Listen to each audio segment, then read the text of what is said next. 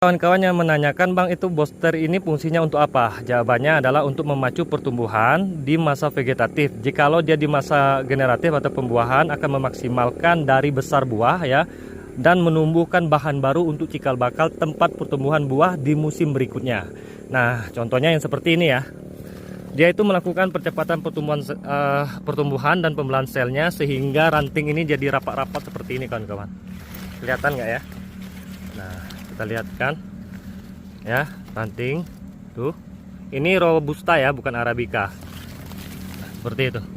Nah, ini saya buang dulu. Nah, sama seperti yang ini ya, sama juga seperti yang ini juga langsung tumbuh ke atas. Nah, tetapi harus diimbangi dengan nutrisi ya, baik itu tanaman durian, alpukat, kelengkeng, dan tanaman lainnya, apalagi tanaman kopi ya, itu harus diimbangi dengan nutrisi. Kita lihat yang di situ juga ya,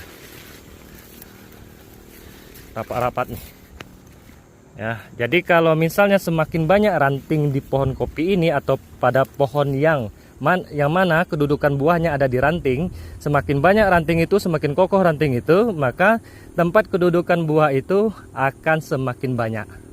Nah, seperti itu yang kita harapkan ketika dia masuk di masa generatif ataupun produktif, hasilnya akan jauh lebih maksimal. Itu yang kita harapkan. Makanya harus kita rawat, harus kita optimalkan di masa vegetatif. Seperti itu ya, kawan-kawan. Jadi ya samalah seperti anak kita lah, anak-anak itu. Anak-anak itu kalau lagi kecil itu disuruh diajari ngaji, diajari sekolah, pokoknya dipus lah untuk les dan segala macam. Agar apa? Ketika dia masuk di masa dewasa ataupun produktif, dia itu sudah siap ya.